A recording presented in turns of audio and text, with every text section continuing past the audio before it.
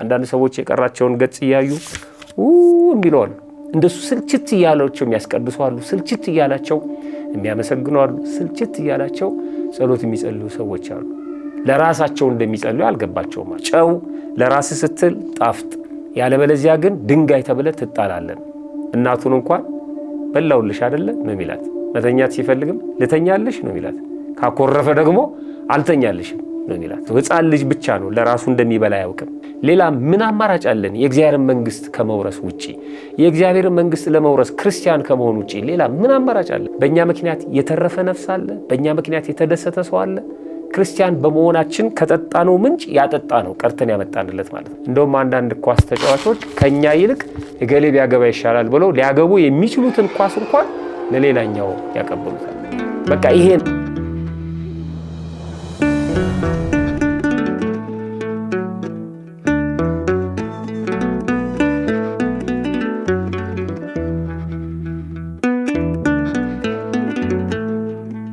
በስመ አብ ወወልድ ወመንፈስ ቅዱስ አሃዱ አምላክ አሜን። እጅግ በጣም የተወደዳችሁና የተከበራችሁ በቀንዲል ሚዲያ ብቻ የልማድና ክርስትና መርሃ ግብር ተከታታዮች በያላችሁበት ሰላምታችን ይድረሳችሁ። እንደምን ሰንበታችኋል? እንዴት ዋላችሁ? እንዴት አደራችሁ? በየሀገሩ የሰዓት አቆጣጠር ሰላምታችንን እናቀርባለን።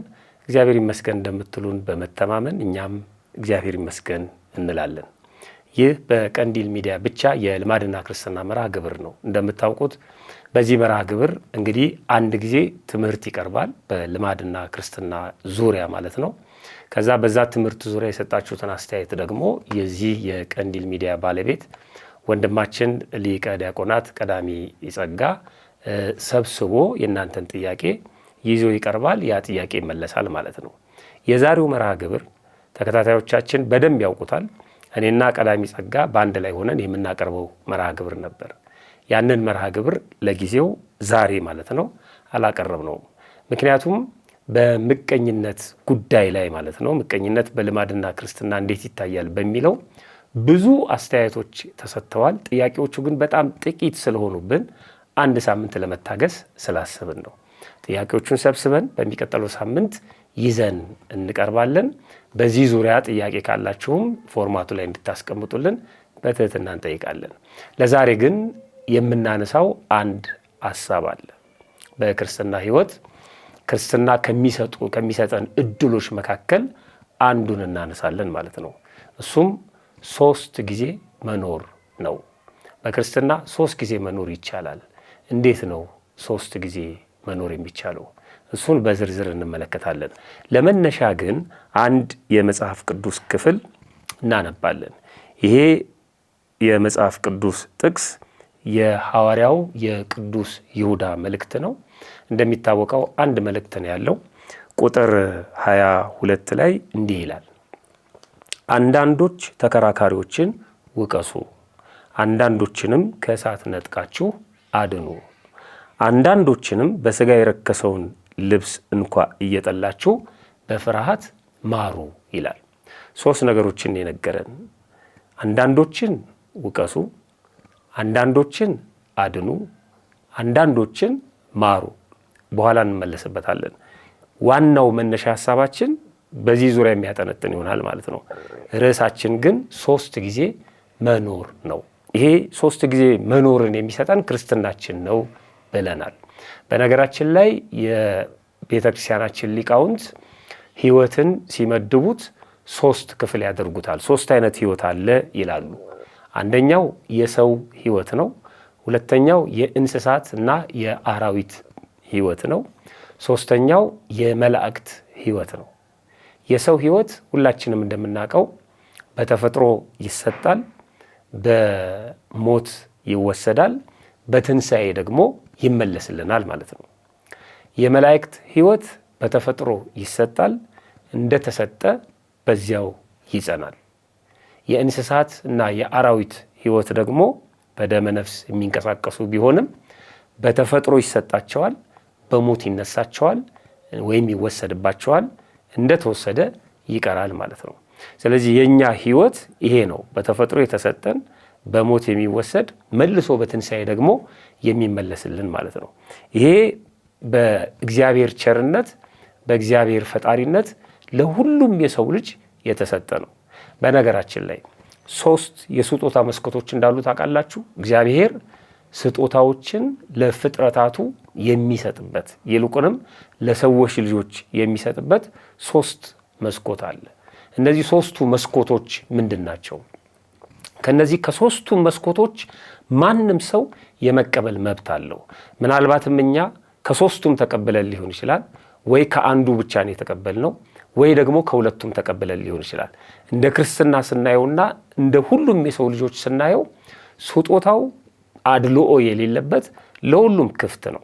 አሁን ልክ እንደ አንድ ተቋም ወይም ባንክ ቤት ሊሆን ይችላል በመስኮት የሚሰሩ የህዝብ አገልግሎት መስጫ ተቋማትን እንመልከትና በመስኮት ሄደን ስጦታ እንደምንቀበለው ከእግዚአብሔርም 3 የስጦታ መስኮቶች ስጦታ የምንቀበልባቸው 3 መስኮቶች አሉ።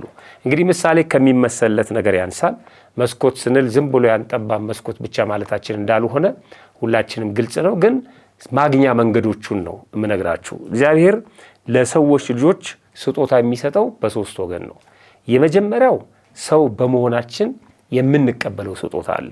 አንዱ የስጦታ መስኮት እሱ ነው፣ በተፈጥሮ ማለት ነው። እግዚአብሔር ሰው አድርጎ የፈጠረን ራሱ ነው።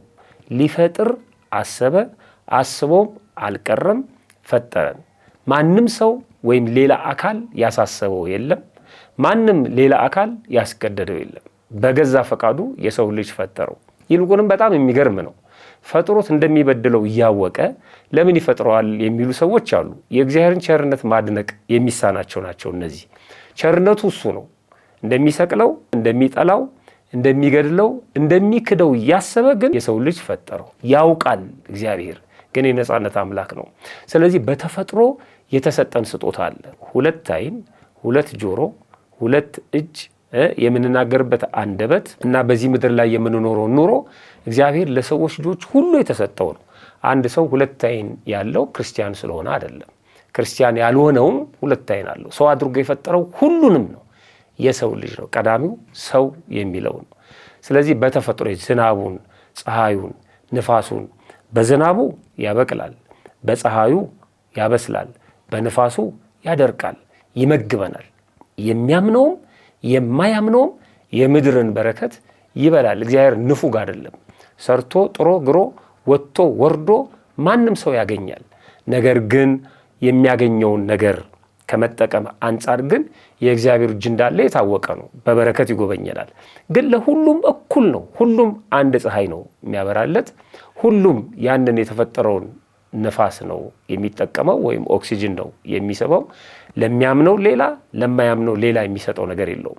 ስለዚህ በተፈጥሮ ለሁሉም የሰጠው ስጦታ አለ። አንድ ሁለተኛው ስጦታ ክርስቲያን በመሆናችን ደግሞ የምንቀበለው ስጦታ አለ።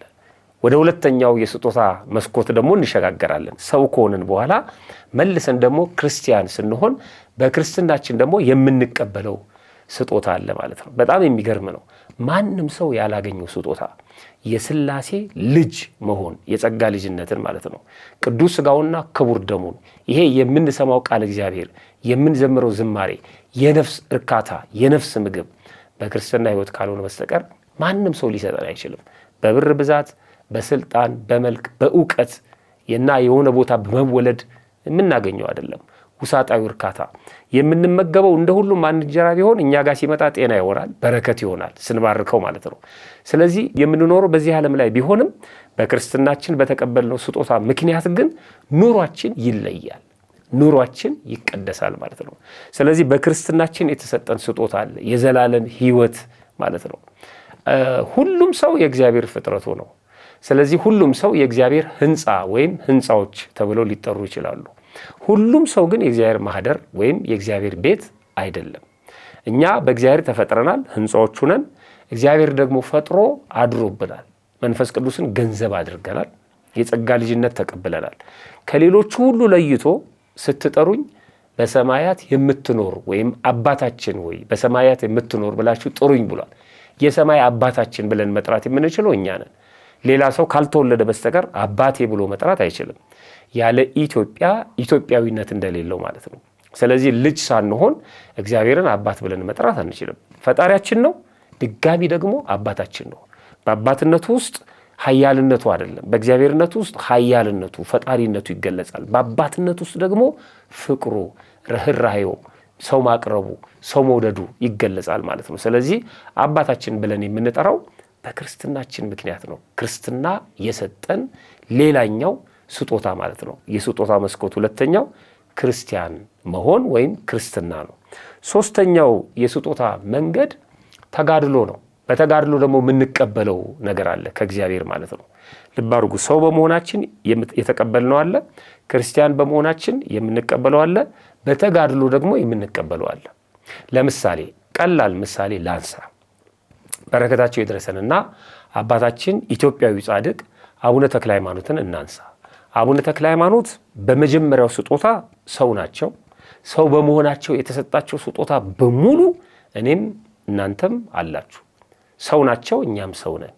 ሁለት ዓይን አላቸው፣ እኛም ሁለት ዓይን አለን። እናትና አባት አላቸው፣ እኛም እናትና አባት አለን።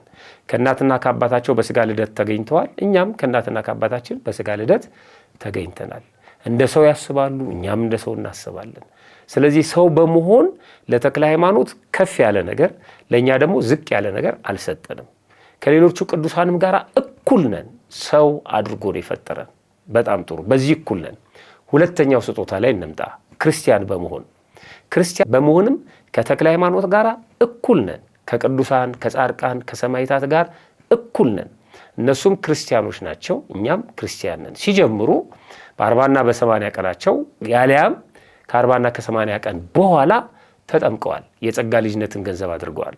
ሲጠመቁ አሐዱ አብ ቅዱስ፣ አሐዱ ወልድ ቅዱስ፣ አሐዱ ውእቱ መንፈስ ቅዱስ ተብሎ ተቀድሶ ውሃው ወደ ማየ ገቦ ተቀይሯል። ቅዱስ ሥጋውና ክቡር ደሙን ተቀብለዋል። እነሱን ያቆረባቸው እነሱን ያጠመቃቸው ካህን እና ስልጣን እኛንም ያጠመቀን ካህንና ስልጣን ነው። እነሱ ባገለግሉበት ቤተ መቅደስ እኛም እናገለግላለን። እነሱ በክርስቶስ ነው ክርስቲያን የተባሉት፣ እኛም በክርስቶስ ነው ክርስቲያን የተባሉ። ለነሱ ጥምቀቱ የተለየ አይደለም። ለነሱ በተለየ መልኩ ጥምቀቱ ከፍ ተብሎ አልተፈጸመላቸውም። ለእኛ ደግሞ ዝቅ ተብሎ አልተፈጸመም። የእግዚአብሔር ጸጋ በክርስትና ሕይወት እኩል ነው። ልጆቹ ነን። አንድ ልጅ ከሌላኛው ልጅ እንደማይበላለጠው ሲወልደን እኩል ነው። ታዲያ የተበላለጥነው በምንድን ነው? የተበላለጥነው በተጋድሎ ነው። በተጋድሎ እነሱ ትተውን ሄደዋል። በጣም ትተውን ሄደዋል። ገና ከልጅነት ጀምሮ ያደረጉትን ነገር ስንመለከት እኛ ልናደርገው የምንችለው ማለት የተፈቀደልን፣ የምንችለው ማለት በእኛ ፈቃድ የምናደርገው ማለት አይደለም። የተፈቀደልን እኛ ግን በነፃ ፈቃዳችን ተጠቅመን ያላደረግነው፣ እነሱ ደግሞ ነፃ ፈቃዳቸውን ተጠቅመው ያደረጉት ማለት ነው። ለምሳሌ እነ ገብረ ክርስቶስን ብንመለከት እንደ ማንኛውም ጻድቁ አባታችን ገብረ ክርስቶስ እንደ ማንኛውም ሰው ወላጆቹ እንዲደሰቱ ተድሮ ነበር። ወደ ጫጉላ ቤትም እንዲገቡ ተደርጎ ነበር። ከጫጉላ ቤት ውስጥ የሚጠበቀው የምስራች ነው። ማንም ሰው እንደሚያደርገው የተፈቀደችለትን የሕግ ሚስቱን ግንባሯን ስሞ ተሰናበታት ይላል ገድሉ። ምንድን ነው ይሄ የሚያስተምረን? እኔ ክርስቶስን ልፈልግ ሄዳለሁ፣ አንቺን ደግሞ ለክርስቶስ ትቼሻለሁ። ይሄንን ቃል ኪዳን ጠብቂ፣ እስከምርቅ ድረስ ለሌሎች ሰዎች እንዳትናገሪ። ከዚህ በኋላ ፈቃድሽ ከሆነ ማግባት ትችያለሽ፣ ፈቃድሽ ካልሆነ ደግሞ እንደኔ መኖር ትችያለሽ ብሎ አሰናብቷት ትቶ ነው የወጣው። የተፈቀደለትን ማለት ነው። ይህንን ያስደረገው ነገር ለእኛም የተሰጠው ለእሱም የተሰጠው እኩል ነው። በተጋድሎ ግን በልጠውናል። ተጋድሎ ስንል ወደ እሳት ወደ ጉድጓድ መጣል እና በሰይፍ መመታት፣ ለአናብስት መወርወር ብቻ አይደለም። ብዙ አለ ተጋድሎ ማለት ነው። እውነት ለመናገር አሁን በተለይ በአረቡ ዓለም በአውሮፓም በአሜሪካም የምንኖር በስራ ተወጥረን ባለንበት ሰዓት ትንሽ ቃለ እግዚአብሔር ልስማ ብሎ ከምንጠቀምበት ሰዓት ትንሽ ቀንሶ ቁጭ ብሎ ተረጋግቶ የእግዚአብሔርን ቃል መስማት በራሱ ሰማዕትነት ነው፣ ተጋድሎ ነው። እንቅልፍን ትቶ ወደ ቤተክርስቲያን መሄድ በራሱ ሰማዕትነት ነው፣ ተጋድሎ ነው። ከሌላው ነገር ይልቅ ጸሎት ይሻላል፣ ከሌላው ነገር ይልቅ ጾም ይሻላል ብሎ ብዙ ሰው እንዳንጾም በሚያበረታታን ህይወት ውስጥ ማለት ነው። የሚበላው የሚጠጣው መዝናኛው በሙሉ በሞላበት በዛ ውስጥ ጾመኛ ነኝ ብሎ ራስን መግለጥ ይሄ ራሱ ተጋድሎ ነው። በየሰከንዱ በምናደርገው ተጋድሎ እግዚአብሔር ዋጋ ይሰጠናል። በክርስትና የምንበላለጠው በዚህ ነው። በነገራችን ላይ የአንዱ ጸሎት የሚሰማው የሌላው የማይሰማው እና አንዱ ለእግዚአብሔር ቅርብ የሚሆነው አንዱ ደግሞ ትንሽ ራቅ የሚለው በተጋድሎ ነው። የተጋድሏችን ውጤት ነው። ተጋደሉ አይደል ያለው? ይሁዳም በመጽሐፉ ተናግሮታል። ተጋደሉ፣ ለቅዱሳን አንድ ጊዜ ስለተሰጠች ሃይማኖት ተጋደሉ። በተጋድሎ ነው ምንበላለጠው ማለት ነው። ስለዚህ እነዚህ 3 መስኮቶችን ያዙልኝ፣ በተፈጥሮ፣ በክርስትና፣ በተጋድሎ። ከክርስትናው ጋር በተገናኘ አንዱን ስጦታ ነው የምናየው ማለት ነው። ክርስትና የሚሰጠንን ስጦታ፣ በክርስትና ያገኘውን ስጦታ አንዱ 3 ጊዜ መኖር ነው። 3 ጊዜ መኖር ማለት ነው። እንዴት ነው 3 ጊዜ መኖር? 3 ጊዜ ሞቶ 3 ጊዜ መነሳት አይደለም። 3 ጊዜ መኖር ማለት ነው። በሌላ መንገድ ነው የምናየው። በነገራችን ላይ ክርስትና የማይሰጠን ወይም ያልሰጠን ነገር የለም። ሁሉንም ነገር ሊሰጠን የሚችል ሁሉንም ነገር ያገኘንበት እምነት ነው ክርስትና ማለት ነው። በክርስቶስ አይደለም ክርስቲያን የተባልነው። ለምሳሌ አንድ ምሳሌ ላምጣ። ጊዜ እና ቦታ፣ ታሪክ የማይሰጠንን ክርስትና ይሰጠናል። ለምሳሌ ታሪክ የማይሰጠንን አሁን ስለ አድዋ ጦርነት ቢነሳ የአድዋ ጦርነት ድል የኛ ነው የምንለው ቦታው ላይ ኖረን አይደለም። አባቶቻችን ስለኛ እንደተዋጉ፣ ስለኛ መከራ እንደተቀበሉ፣ ስለኛ ያንን ድል እንዳገኙ ስለምናስብ እኛ አባቶቻችን ልጆች ስለሆነን ማለት ነው። አሁን በምንኖረው ኑሮ ላይ ነጸብራቅ ስላለው ነው እንጂ እዛ ተዋግተን አይደለም አድዋ የኛ ነው የምንለው። ይታወቃል እኮ ይሄ። ግን ታሪክ እዛ ቦታ ላይ እኛን አይመዘግብም። እነ ፊት አውራሪ ገሌ ነበሩ፣ እነ ግራዝማች ገሌ ነበሩ፣ የተዋጉት እነ ገሌ ነበሩ ተብሎ ታሪክ መዝግቦ ይዟቸዋል። እኛ በቦታው ላይ አልነበርም። በወል ስም ኢትዮጵያውያን በሚለው ግን አለንበት። ልብ አድርጉ። የሆነ ቦታ አሁን እኔ ያለሁት እዚህ ቀንዲል ስቱዲዮ ነው ያለሁት። እኔ ቢሮዬ የለውም ወይም የሆነ አውደ ምሕረት ላይ የለውም፣ ቤቴ የለውም። በቦታ ወሰናለሁ ማለት ነው። በቦታ ወሰናለሁ። በታሪክ ውስንነት አለብኝ፣ በጊዜም እወሰናለሁ። 6 ሰዓት ላይ እዚህ ቦታ ላይ ካለው 8-9 ሰዓት ላይ ሌላ ቦታ ልሆን እችላለሁ። እንደሱ ነው። ሁሉም ቦታ አንድ ሰው ሊደርስ አይችልም። ሁሉም ቦታ መድረስ አይችልም። በታሪክ ተመልከቱ፣ በጊዜ በቦታ ውሱንነት አለብን። ክርስትና ግን እነዚህን በሙሉ ሰብስቦ አንድ ቦታ ያስቀምጠናል። ክርስትና ይህንን እድል ይሰጠናል። ታሪክ ያልሰጠንን፣ ጊዜ ያልሰጠንን፣ ቦታ ያልሰጠንን ክርስትና ግን ይሰጠናል። 2 ጥቅሶችን እንመልከት። ለምሳሌ አንደኛው የሉቃስ ወንጌል ምዕራፍ 13 ቁጥር 29 ሲሆን ሁለተኛው የማቴዎስ ወንጌል ምዕራፍ 8 ቁጥር 11 ነው።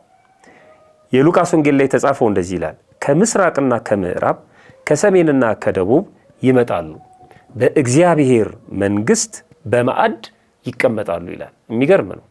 ከ4ቱም ማዕዘን ይመጣሉ ተሰብስበው ማለት ነው። ምስራቅ፣ ምዕራብ፣ ሰሜን፣ ደቡብ ከሁሉም የዓለም ክፍል ከጽንፍ እስከ ጽንፍ ማለት ነው ተሰብስበው ይመጣሉ አለና በአንድነት በእግዚአብሔር መንግሥት ይቀመጣሉ ይላል። የሚገርም ነው። የቦታ ውስንነት የለም ማለት ነው። ከየትም እንምጣ፣ ከየት በየትኛውም ጊዜ እንኑር፣ በየትኛውም ጊዜ ግን በአንድ የእግዚአብሔር መንግሥት እንቀመጣለን። ከነማ ጋር እንቀመጣለን? በታሪክ ከኛ ጋር ካልነበሩ ሰዎች ጋር እንደምንቀመጥ ደግሞ የማቴዎስ ወንጌል ላይ የተጻፈው ይነግረናል። እላቸዋለሁ ይላል ብዙዎች ከምስራቅ ከምዕራብ ይመጣሉ፣ ከአብርሃም ከይስሐቅ ከያዕቆብም ጋራ በመንግሥተ ሰማያት ይቀመጣሉ። አይገርምም? እኛ አብርሃም ይስሐቅ ያዕቆብ በነበረበት ዘመን አልነበርንም። እኛ እነሱን የምናውቃቸው በታሪክ ነው እና በመንፈስ ነው፣ በአካል አልነካናቸውም። ግን ከነሱ ጋር አብረን እንቀመጣለን። ይሄንን ታሪክ አይሰጠንም፣ ይሄን ጊዜ አይሰጠንም፣ ይሄን ቦታ አይሰጠንም፣ ይሄን የዚህ ዓለም መስፈርት አይሰጠንም። ይሄን ይሰጠን ክርስትና ነው። ከየትም እንምጣ፣ ከየት ከአብርሃም ከይስሐቅ ከያዕቆብ ጋር አብረን እንቀመጣለን። ስለዚህ ይህ አንድ የክርስትና እድል ነው። ከቅዱሳን ጋር ማመስገን፣ ከነ ተክለ ሃይማኖት ጋር እንግዲህ አባታችን አቡነ ተክለ ሃይማኖት እንኳን ወደ ሰማየ ሰማያት ተነጥቀው በስላሴ መንበር ፊት ማለት ነው ከቅዱሳን መላእክት ጋር አመስግነዋል። እኛም ከቅዱሳን ጋር ህብረት እንዳለን እናምናለን ማለት ነው። ይሄ አንዱ ክርስትና የሚሰጠን እድል ነው። ወደ ተነሳንበት ዋና ነጥብ ልግባና መልእክቴን ላጠቃል። ክርስትና የሚሰጠን አንዱ ብያቸዋለሁ፣ አሁን የምናየው አንዱ ብቻ ነው፣ 3 ጊዜ መኖር። የመጀመሪያው በክርስትና የመጀመሪያው መኖር ለራስ መኖር ነው። ለራስ መኖር። ብዙ ሰው ክርስቲያን ሲሆን ለራሱ እንደሚኖር አያውቅም። ክርስቲያን የሆነው ለራሱ እንደሆነ አያውቅም። በጣም የሚገርማችሁ ክርስቲያን በመሆኑ ምክንያት ሰዎች ትችት ሲያቀርቡበት ሌላ ሰው ሪፈር ያደርጋል። እነገሌ ናቸው እኮ ከዚህ መልስ እንደዚህ ብለውኝ ይላል። አያምንበትም ማለት ነው። ለራሱ እንደሆነ አያውቅም። በልጅነታችንም እንደዚህ ነን አይደል? እየተገረፍን ነበር ትምህርት ቤት ሄድ ነው። ሳይገረፍ ትምህርት ቤት ይሄዳል ታስታውሳላችሁ? በጨራሩ በልምጭ እግርግሩን እያለቀስን ነው የምንሄደው። የውጭዎቹም ይሄንን ተገንዝበው ይመስለኛል የመጀመሪያ ጊዜ ልጁ ህፃኑ ማለት ነው ወደ ትምህርት ቤት ሄዶ ጆይን ሲያደርግ ፋሚሊዎቹ በሙሉ እንዲሄዱ የሚጠቀሙበት ስርዓት አላቸው የሚል ነገር ሰምቻለሁ። ሁሉም ያጅበዋል። ልክ የምርቃት ቀን እንደምንቀበለው ወደ ትምህርት ቤት አጅበነው ይዘነው እንሄዳለን እና የእሱ ልዩ ቀን ስለሆነ ማለት ነው። እኛ ግን እንደዚህ አይደለም። ሂድ ተብለን እየተገረፍን ነው። የምንማረው ግን ለእኛ መሆኑ የገባን አሁን ነው። ምን ነው ትምህርቴን ጠንክሬ በተማርኩ ኖሮ የምንልም ሰዎች አለ አሁን ማለት ነው። ቢያንስ በጣት ከመፈረም አድነውናል ወላጆቻችን። በእውነት ፈርም ሲባል እጃችንን ሰተን በቀለም ከመፈረም አድነውናል። እስክሪብቶ ለመቀበል ያን ባያደርጉት ኖሮ ግን አልገባንም። ክርስቲያን ስንሆንም ብዙ ሰዎች አይገባንም። በአብዛኛው እንዲህ አይነት ነገሮችን ስለምሰማ ነው። ክርስቲያን መጀመሪያ የሚኖረው ለራሱ ነው። መጠመቁ፣ መቁረቡ፣ መጾሙ፣ መጸለዩ፣ ማገልገሉ፣ መዘመሩ በሙሉ ለራሱ ነው። ጨው ለራስ ስትል ጣፍጥ፣ ያለበለዚያ ግን ድንጋይ ተብለ ትጣላለን። ወጣቶች በሰንበት ቤት የምናገለግለው ለራሳችን ነው። መምህራን በአውደ ምሕረት ላይ የምናገለግለው ለራሳችን ነው። አንድ መምህር ጉባኤ ይዞ ጉባኤውን ቢሰርዝ መጀመሪያ የጎዳው ራሱን ነው። እርግጠኛ ነኝ መጥቶ ቢያስተምር መጀመሪያ የሚጠቀመው ራሱ ነው። ሰው መጀመሪያ ለራሱ ነው የሚጠቀመው ማለት ነው። ቅዱሳን አባቶቻችንም ያለፉት በዚህ መንገድ ነው። እነ ተክለ ሃይማኖት ክርስቲያኖት መጀመሪያ ራሳቸውን ለማትረፍ ነው። ራሳቸውን ካተረፉ በኋላ ነው ወደ ሌላው ጉዳይ የሄዱት ማለት ነው። ስለዚህ የመጀመሪያው እሱ ነው። ለራሳችን እየኖርን ነው ወይ? የመጀመሪያው ማለት ነው። እየጾምን ነው፣ እየጸለይን ነው፣ እያስቀደስን ነው፣ ንስሐ እየገባን ነው፣ ቅዱስ ሥጋውን ክቡር ደሙን እየተቀበልን ነው፣ እየዳንን ነው፣ ክርስትናውን እየተጠቀምንበት ነው። ጠቅሞናል። ክርስቲያን መሆናችን በህይወታችን ለውጥ አምጥቷል። በስራችን፣ በትምህርታችን፣ በኑሯችን፣ ባለባበሳችን እየኖርነው ነው ወይ ክርስትናን? የመጀመሪያው እሱ ነው። ሁልጊዜም ማሰብ ያለብን እኔ እኮ የምኖረው ክርስትናን ለራሴ ነው ማለት አለብን። አለቆቻችንን ፈርተን አይደለም። የሰንበት ቤቱን ጸሐፊ ወይም ሊቀ መንበር ፈርተን አይደለም። ልጆች ወላጆቻችንን ፈርተን አይደለም ወደ ቤተክርስቲያን መሄድ ያለብን። ጸሎት ስንጸልይም እንደሱ እየሰለቸን አይደለም። አንዳንድ ሰዎች የቀራቸውን ገጽ እያዩ የሚለዋሉ እንደሱ ስልችት እያላቸው የሚያስቀድሱ አሉ። ስልችት እያላቸው የሚያመሰግኑ አሉ። ስልችት እያላቸው ጸሎት የሚጸልዩ ሰዎች አሉ። ለራሳቸው እንደሚጸልዩ አልገባቸውም ማለት ነው። በነገራችን ላይ ለራሱ እንደሚኖር የማያውቀው አንድ ህፃን ብቻ ነው። አንድ ህፃን ለራሱ እንደሚኖር አያውቅም። እናቱን እንኳን በላውልሽ አይደለ ነው የሚላት። መተኛት ሲፈልግም ልተኛልሽ ነው የሚላት። ካኮረፈ ደግሞ አልተኛልሽም ነው የሚላት። ተመልከቱ፣ ህፃን ልጅ ብቻ ነው ለራሱ እንደሚበላ አያውቅም፣ ለራሱ እንደሚኖር አያውቅም፣ ለራሱ እንደሚተኛ አያውቅም። እኛ ግን ለራሳችን እንደምንበላ፣ ለራሳችን እንደምንጠጣ፣ ለራሳችን ክርስትና እንደምንኖር ሊገባን ይገባል ማለት ነው። የመጀመሪያው እሱ ነው። ቅዱስ ጴጥሮስ በዛ በደብረ ታቦር ተራራ ላይ ጌታችንና መድኃኒታችን ኢየሱስ ክርስቶስ ብርሃነ መለኮቱን በገለጠ ጊዜ በጣም የሚገርም ንግግር ተናግሯል። ከዛ ውስጥ የማቴዎስ ወንጌል ምዕራፍ 17 ቁጥር 4 ላይ ጴጥሮስ መልሶ ኢየሱስን ጌታ ሆይ በዚህ መሆን ለኛ መልካም ነው አለ ይላል። አይገርምም? ሌላ ምን አማራጭ አለን? በቤተ ክርስቲያን ከመሆን ውጪ ሌላ ምን አማራጭ አለን? የእግዚአብሔርን ቃል እየሰማን ከመኖር ውጪ ሌላ ምን አማራጭ አለን? የእግዚአብሔርን መንግስት ከመውረስ ውጪ የእግዚአብሔርን መንግስት ለመውረስ ክርስቲያን ከመሆን ውጪ ሌላ ምን አማራጭ አለን? ዓለም የምትሰጠን ምን አለ? በዚህ መሆን ለኛ መልካም ነው። ማተባችንን ለመበጠስ ክርስትናችንን ለማጣት እና ተስፋ ለመቁረጥ በተንደረደርን ጊዜ ይሄን ማሰብ አለብን። ሌላ አማራጭ የለንም። በዚህ መሆን ለኛ መልካም ነው። አንተ አለ፣ ቅዱሳን አሉ፣ ቦታው የተቀደሰ ነው። በጣም የሚገርም ነው። በዚህ መሆን ከዛ በኋላ ምን አለ? ራሱን ረሳው። በዚህ 3 ዳስ እንስራ አለ። አንዱን ለአንተ፣ አንዱን ለሙሴ፣ አንዱን ለኤልያስ። ሰው ክርስትናን ለራሱ መኖር ሲጀምር እንደዚህ ነው። ራሱን ይረሳል። ራሱን የማይክድ መስቀሉን የማይዝ በኋላ ሊሆን በኋላ መሆን አይችልም ወይ ሊከተለኝ አይችልም ብሎ እንደተናገረው። ስለዚህ ራስን መካድ የሚጀምረው ክርስትና ለራስ ከመኖር ነው ማለት ነው። ሁለተኛው ኑሮ ማነው? የመጀመሪያው ኑሮ ይሄ ነው። ሁለተኛው ክርስትና የሰጠን ህይወት ለሌላው መኖር ነው። በክርስትና ደግሞ የምንኖረው ለሌላው ነው ማለት ነው። ለሌላው የምንኖረው እንዴት ነው? ለሌላው የምንኖረው ለምሳሌ አንድ ሰው በተቀዳ ማይ ጠበል ማለት ነው፣ በተለኮሰ ጧፍ፣ በታነጸ ቤተ መቅደስ፣ በተቀጠሩ ካህናት እየመጣ ዝም ብሎ የሚገለገል ከሆነ ክርስትና ለራሱ እየኖረ ነው ማለት ነው።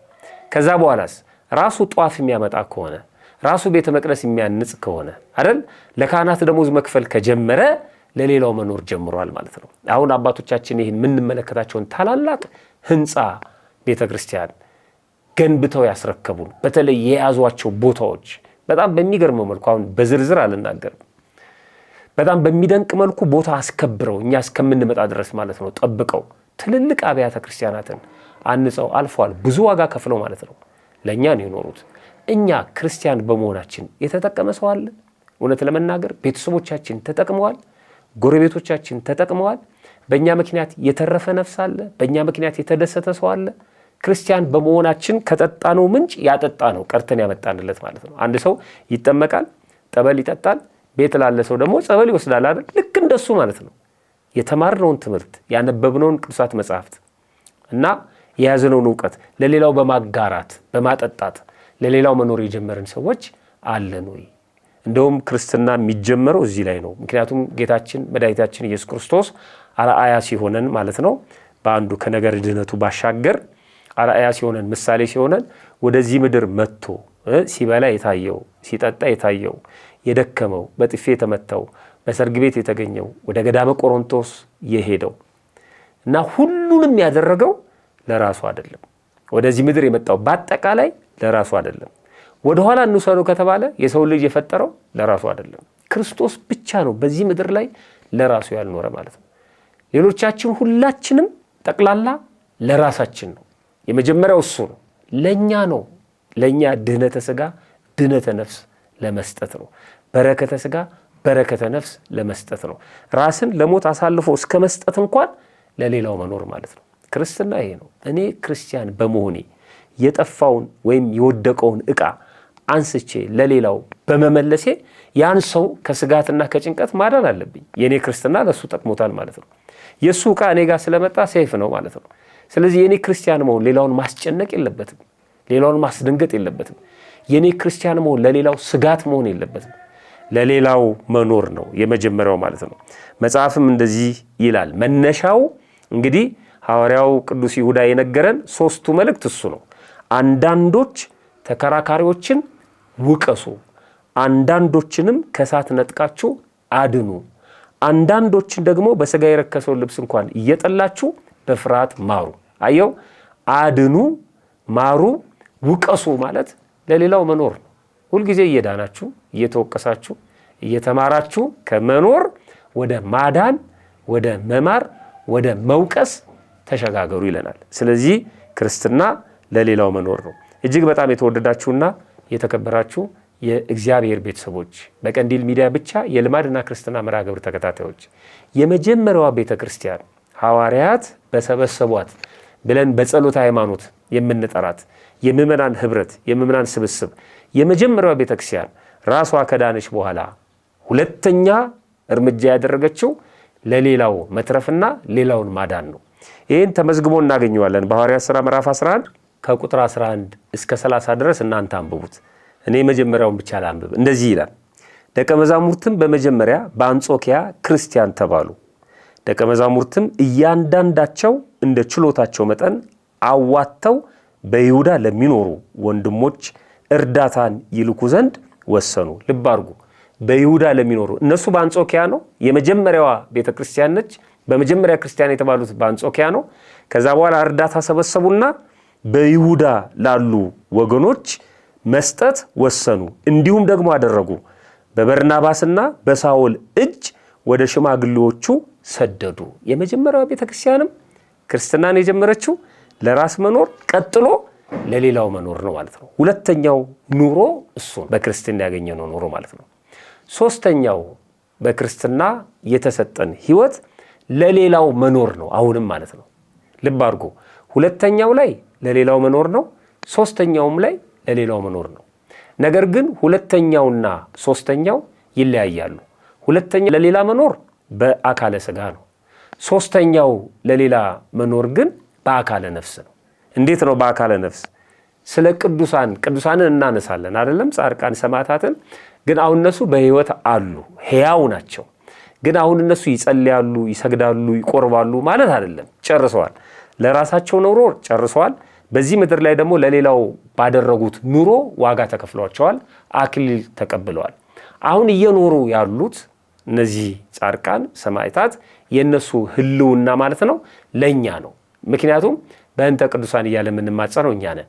ስለ ተክለ ሃይማኖት ብለህ ማረን፣ ስለ ገብረ መንፈስ ቅዱስ ብለህ ማረን፣ ስለ ሰማዕቱ ቅዱስ ጊዮርጊስ ብለህ ማረን፣ ስለ እናትህ ስለ ቅድስት ድንግል ማርያም ስለ ቅድስት አርሴማ ብለህ ማረን እንላለን። በእንተ ቅዱሳን እያለን የምንጸልየው እኛ ነን።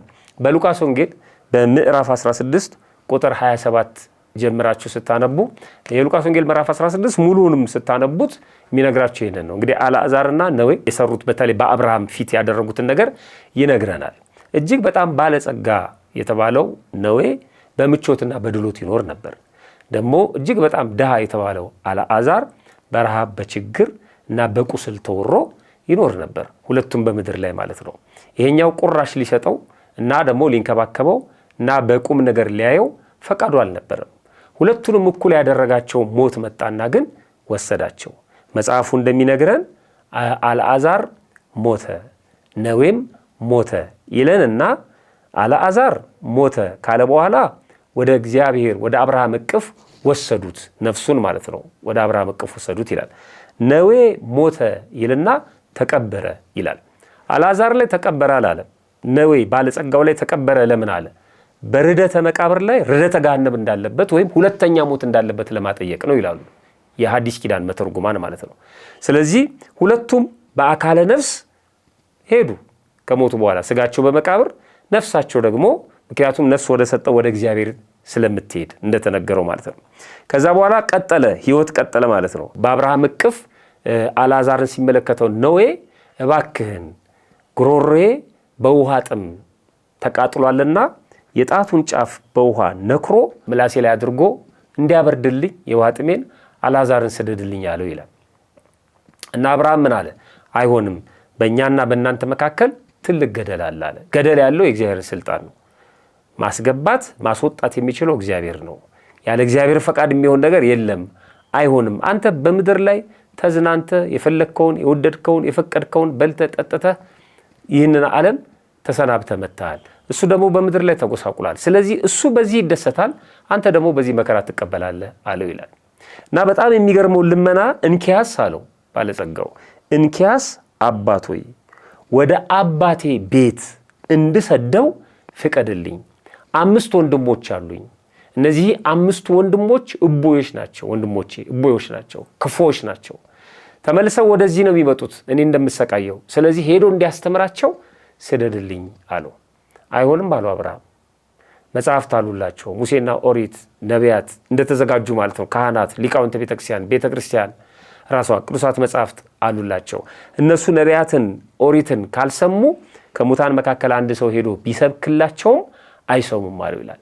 ይሄ ምልጃ ያለ ውጤት ተጠናቀቀ ማለት ነው። ነዌ በሲኦል ለወንድሞቹ ምሕረት ለምኗል። በጣም የሚገርም ነው። ነዌ በሲኦል ለወንድሞቹ ምሕረት ከለመነ እነ ቅዱስ ጴጥሮስ እነ ቅዱስ ጳውሎስ በገነት በእግዚአብሔር ክብር ያሉት እንዴት ነው ምሕረት የማይለምኑት? ስለዚህ ምሕረት ይለምኑልናል ማለት በቃል ኪዳናቸው እንማጸናለን ማለት ለኛ እየኖሩልን ነው ማለት ነው። እነ ተክለ ሃይማኖት ለኛ አሉልን፣ እነ ገብረ መንፈስ ቅዱስ ለኛ አሉልን። እነዚህን የሚያህሉ እንደ ደመና በዙሪያችን ካሉልን እንዳለው በዕብራውያን መልእክቱ ምዕራፍ 11 ቅዱስ ጳውሎስ በዙሪያችን እንደ ደመና ከበውን ያሉት መከራ የተቀበሉ ቅዱሳን ማለት ነው፣ ጻድቃን ሰማዕታት። ስለዚህ እነሱ እየኖሩ ነው ካልን ለኛ ነው የሚኖሩት ማለት ነው። ተመልከቱ፣ የክርስትና የመጨረሻው ጥግ በአካለ ነፍስ በምድር ላይ ላሉት መለመን፣ በአካለ ነፍስ ለሌላው መኖር መትረፍ ነው ማለት ነው። ስለዚህ እጅግ በጣም የተወደዳችሁና የተከበራችሁ ኦርቶዶክሳውያን ክርስትናን መኖር ጀምረናል። ራሳችንን እንጠይቅ። የቱ ጋር ያለ ነው? ለራሳችን ብቻ እየኖርን ነው ወይስ ለሌላው መኖር ጀምረናል? የአካለ ነፍሱን እግዚአብሔር ነው የሚያውቀው። በአካለ ሥጋ ያለን ለሌላው መኖር ጀምረናል ወይ? የተዘጋ ቤተ መቅደስ በማስከፈት የማይቀደስበት ቦታ ላይ ቅዳሴ እንዲቀደስ በማድረግ የካህናትን ደሞዝ በመክፈል አገልጋይ ወንድሞቻችን አባቶቻችንን በመርዳት በእውነት ካህናቱን መምህራኑን በማገዝ የንስሐ አባቶቻችንን በማገዝ ደግሞ በእንዲህ አይነት መልኩ ቃል እግዚአብሔር እንዲዳረስ ምክንያት በመሆን ለሌላው መኖር፣ ለሌላው ለመትረፍ መሞከር ማለት ነው። መታበያ አይደለም። አሁን በቀንዲል ሚዲያ እየተደረገ ያለውም አንዱ ነገር እሱ ነው። ዋጋ የምናገኘው የመጀመሪያው ቀዳሚዎቹ እኛ ብንሆንም በእኛ ምክንያት ግን ሌላ ቦታ ያሉ ሰዎች ቃል እግዚአብሔር እንዲሰሙ ምክንያት ሆነናል። በዚህ ልንደሰት ይገባል። ስለዚህ በማህበርም ቢሆን ሰብሰብ ብለን፣ በጽዋ ማህበርም ቢሆን ሰብሰብ ብለን፣ በሰንበት ትምህርት ቤትም ቢሆን፣ በሰበካ ጉባኤም ቢሆን ለሌላው መኖር መጀመር አለብን ማለት ነው። ዝም ብሎ አስቀድሶ በመሄድ ተምሮ በመሄድ ቤተክርስቲያን የምትሰጠውን አገልግሎት ብቻ ተቀብሎ በመሄድ ብቻ ክርስትናን መኖር አይቻልም። ቢያንስ አውደ ምሕረት ለሚዘጋጀው ጉባኤ ወንበር መደርደር በራሱ ለሌላው መኖር ነው። የተደረደረውን ወንበር ወስዶ በክብር ማስቀመጥ ለሌላው መኖር ነው። ቤተ መቅደሱን ማጽዳት፣ ጉባኤው እንዲሳካ ማድረግ ማለት ነው። መምህሩ መጥቶ ነው የሚያስተምረው። መምህሩ ከማስተማሩ በፊት ግን የሚደረገውን ነገር በሙሉ ማድረግ ለሌላው መኖር ነው። መኪናቸውን የሚመድቡ አሉ፣ መምህራን በማመላለስ ማለት ነው። ምንም እንኳን ጎሽ ባይባሉም፣ ለስራቸው እውቅና ባይሰጣቸውም፣ ሰርተፍኬት ባይሰጣቸውም መምህሩን ከአውደ ምሕረቱ ከቤቱ አውደ ምሕረቱ የሚያደርሱ አሉ። መኪናቸውን፣ ንብረታቸውን፣ ጊዜያቸውን መስዋዕት ያደረጉ ለሌላው ኖረናል ማለት ነው። በእግር ኳሱ ዓለም ሁላችሁም ታውቁታላችሁ። ኳስ የሚያገባው ሰው ይጨበጨብለታል፣ ይሸለማል፣ ጎሉም በስሙ ይመዘገባል። መጨረሻ ላይ የሚከበረው እሱ ነው። ግን ኳሱን አመቻችቶ ያቀበለው ደግሞ አለ አይደለም? አመቻችቶ ጨርሶ። እንደውም አንዳንድ ኳስ ተጫዋቾች ከኛ ይልቅ እገሌ ቢያገባ ይሻላል ብለው ሊያገቡ የሚችሉትን ኳስ እንኳን ለሌላኛው ያቀበሉታል። በቃ ይሄ ነው መርዳት። ቅዳሴው እንዲቀደስ ማገዝ፣ ቤተ መቅደስ እንዲከፈት ማገዝ፣ ስብከት ወንጌሉ እንዲጠናከር ማገዝ፣ መምህሩ እንዲያስተምር ማገዝ፣ ቃለ እግዚአብሔር እንዲዳረስ ማገዝ፣ ለሌላው መኖር መጀመር አለብን ማለት ነው። ክርስትና የሚሰጠን እድል ለራስ መኖር፣ ለሌላው መኖር፣ አሁንም ለሌላው መኖር። ይቆየን። ፈጣሪያችን በቸርነቱ ሰምቶ ከመጥፋት ያድነን። እንደተለመደው የቀንዲል ሚዲያ ቤተሰቦች ይሄ መርሃ ግብር ለሌላው እንዲዳረስ ላይክ፣ ሼር፣ ሰብስክራይብ በማድረግ የተለመደ አጋርነታችሁን እንድታሳዩን በትህትና እንጠይቃለን። አግዙን፣ አብረን እንቆያለን። እግዚአብሔር ይስጥልን። መንፈሳዊ የሆኑ መርሃ ግብሮችና ልዩ አጋጣሚዎቹ ለእኛ ልዩ ትርጉም አላቸው። እያንዳንዱን ቅጽበት ውበት፣ ስሜትና ታሪካዊ ፋይዳ በሚገባ ተረድተን በላቀ ጥራት ባለው የፕሮዳክሽን ስራችን ዘላቂ ትውስታ አድርገን እናስቀምጥሎታለን። በጥራት በፍቅርና በመንፈሳዊ ስነስርዓት እንሰራለን። ማንኛውንም መንፈሳዊ መርሃ ግብሮችን ከማከናወነው በፊት ቢያማክሩን ጊዜያችንን ሰጥተን በከፍተኛ ጥራትና ውበት እንዲሰሩ እናደርግሎታለን። ቀንዲል ፕሮዳክሽን የመንፈሳዊ ልዩ መርሃ ግብሮች፣ የሰርግ ፕሮዳክሽን ከሽምግልና ጀምረን የቅድመ ሰርግ፣ የመስክና የስቱዲዮ ጊዜ ሰርግ፣ ተክሊሉና የሰርግ ስነ ስርዓቱን እንዲሁም ድህረ ሰርግ የሚከናወኑ ማንኛውንም መርሃ ግብሮች፣ የህፃናትም ሆነ የአዋቂዎች የልደት በዓል፣ የክርስትና በዓልና ሌሎችም ልዩ የህይወት አጋጣሚዎች እያንዳንዱን ዝግጅቶን በሙያዊ ዕውቀት በዘመናዊ መሳሪያዎችና ከሁሉም በላይ በመንፈሳዊ ስነ ስርዓት መሰረት በመስራት የዝግጅቶን እውነተኛ ማንነትና ውበት እናንጸባርቃለን። አንዴ ከተወዳጁ በፍጹም ፍቅር በሁሉም መርሃ ግብሮ እንደወደዱን አብረኑት እንዘልቃለን። ለምን? ሁሌም ጥራትና አዲስ ነገር የኛ መለያ ነውና። ለተጨማሪ መረጃና ለቀጠሮ ስልክ ቁጥር 0981 75 2305 በኢሜል አድሬሳችን qandilproduction@gmail.com ብለው ያገኙናል። በተለያዩ የሶሻል ሚዲያ አማራጮች እንዲሁም በቴሌግራምና በዋትስአፕ ያገኙናል። ዛሬውኑ ይደውሉልንና የማይረሳ ትውስታውን በእኛ እጅ ያስቀምጡ። ቀንዲል ፕሮዳክሽን። እናመሰግናለን።